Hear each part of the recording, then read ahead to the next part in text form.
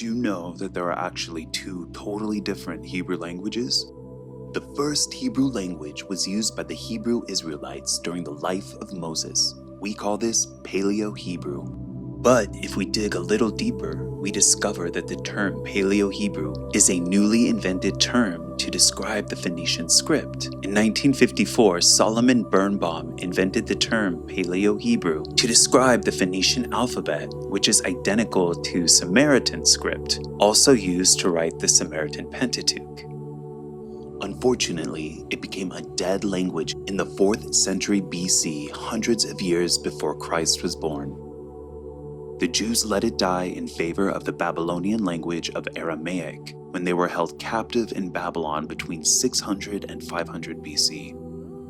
During the time of Jesus' life and ministry, he and the apostles used the Greek Septuagint Old Testament as their main scriptures.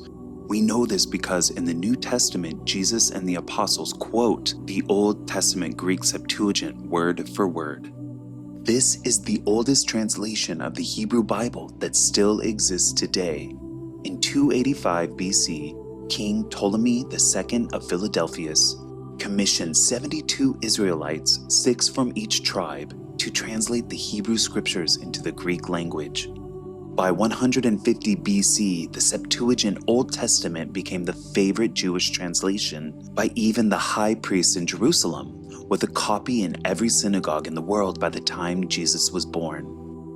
The Septuagint is over 1,000 years older than the Masoretic text, Old Testament, which is written in the modern Hebrew language that was invented centuries after the life and ministry of Jesus. Jesus and the apostles spoke Greek as well as Aramaic, but no one at this time was speaking or writing the Paleo-Hebrew language because it was dead. There were select temple priests who retained some Paleo-Hebrew phrases for their temple rituals, but even this was wiped out and totally lost after the temple was destroyed in 70 AD. The second Hebrew 2.0 language didn't come about until hundreds of years later.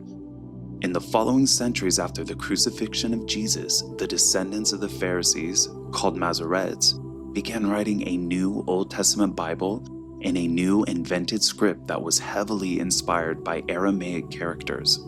This new Hebrew 2.0 script was designed to be an occultic, Kabbalistic language for hidden magic codes, divination, and a form of numerology called gematria. It was a strong deviation from the original Paleo-Hebrew script of Moses. This new Hebrew 2.0 language was only a written form of communication, and for many centuries, the common Jewish language was Yiddish, which is a mix of Aramaic and German.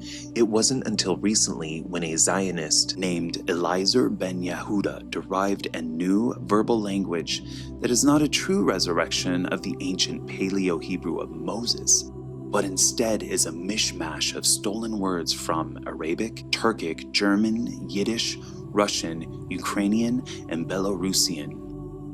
A friend recently asked me, well, if no one spoke Hebrew during Jesus' life and ministry, what about Acts chapter 22 verse 2, where it says that the Apostle Paul spoke Hebrew to the angry mob of Jews? Well, this is a wonderful question, and I was so glad he asked. So let's open my favorite Bible, the 1560 Geneva translation. Let's go to Acts chapter 22 verse 2, where we read, "And when they heard that he spake in the Hebrew tongue to them, they kept the more silence." Okay, so now let's open up Strong's Concordance and look under the word Hebrew. And if we scroll down, we'll see the Greek concordance number for the word Hebrew, as used in Acts 22 verse 2, is 1446. So now then, let's go to the Greek section and find the number 1446, where we see the word Hebrew, or pronounced Hebraise. And further reading proves that in this verse, the spoken Hebrew language is actually considered Aramaic, which is absolutely not the Paleo-Hebrew language of Moses. And then to further validate this, we can read on BibleHub.com, Strong's Lexicon for 1446 also defines a Hebrew language as Aramaic. And further down we read, it is important to note that during the time of the New Testament, Hebrew often referred to what we now call Aramaic, The common language of the Jewish people in Judea. Kene Greek was a universal language during this time. Aramaic was limited and very regional, spoken mostly only by the Jews who lived in Jerusalem. There were more Greek-speaking Jews living in Alexandria than the Aramaic-speaking Jews in Jerusalem. The diaspora Jews all spoke Greek.